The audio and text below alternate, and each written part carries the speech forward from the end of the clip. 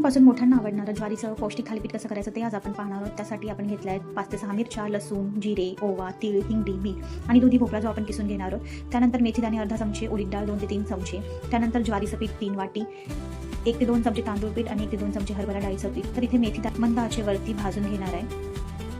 तांबूस रंग येऊपर्यंत छान ही डाळ भाजून घेतलेली आहे। त्यानंतर मी ही डाळ आणि मेथीदाणे एकत्र मिक्सर करून घेणार आहे आणि त्याचं पीठ करून घेणार आहे।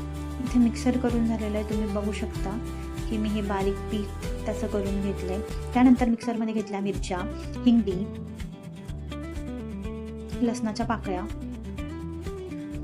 जिरे 2 चमचे आणि त्यामध्ये मी मीठ घालून घेणार आहे। मिरची आणि लसणामध्ये थोडासा ओलसरपणा असतो, त्यामुळे जर मीठ टाकलं तर छान ती पेस्ट तयार होते।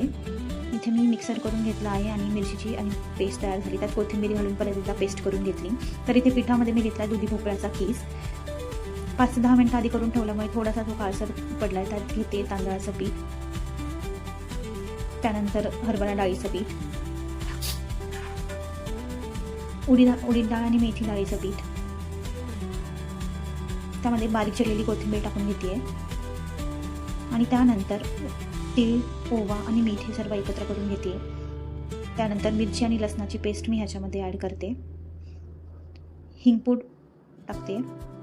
हे सर्व एकजीव करून घ्या आधी आणि त्याच्यानंतर थोडं थोडं पाणी टाकून आपल्याला हे पीठ, जसं आपण भाकरीचं पीठ मळतो तसं छान एक जास्त पातळ नाही होऊ द्यायचं, मीडियम असं पीठ मळून घेतलं। त्यानंतर एक स्वच्छ रुमाल धुवून त्याच्यावरती थोडंसं पाणी घालून जसं आपण भाकरीचं पीठ मळतो तसा एक गोळा तयार करून घेतला।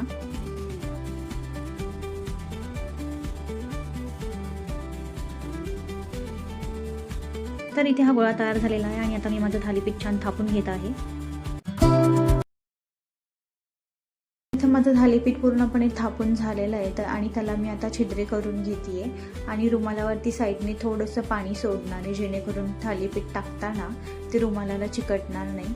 तव्यामध्ये तेल टाकून घेतलं आणि मी आता माझं थालीपीठ टाकून घेणार आहे। पहिल्या थालीपीठला थोडंसं तेल जास्त लागतं आणि ते चिकटत असेल तर वरतून जरा रुमालाला पाणी लावायचं। त्याच्यानंतर मी सर्व बाजूंनी तेल टाकणार आहे आणि जे मी मध्ये छिद्रे करून घेतले होते त्याच्यामध्ये पण तेल सोडणार आहे, म्हणजे थालीपीठ तव्याला चिकटणार नाही आणि ते सर्वीकडनं व्यवस्थित भाजलं जाईल। हे थालीपीठ एकाच बाजूने भाजायचं असतं, दुसरी बाजू आपण पलटी करून भाजत नाही। अर्धा मिनिटासाठी गॅसची फ्लेम मोठी ठेवा आणि त्यानंतर 1 ते 2 मिनिटासाठी गॅसची फ्लेम छोटी करून आपण हे थालीपीठ भाजून घेणार आहोत। वाफेवरती याला होऊ द्यायचं, एकच बाजू फक्त आपण भाजून घेणार आहोत आणि इथे माझं थालीपीठ आता तयार झालं। अशाच पद्धतीने मी बाकीचे पण सर्व थालीपीठ करून घेणार आहे। तर मंडळी, अजूनही तुम्ही आपल्या चॅनलला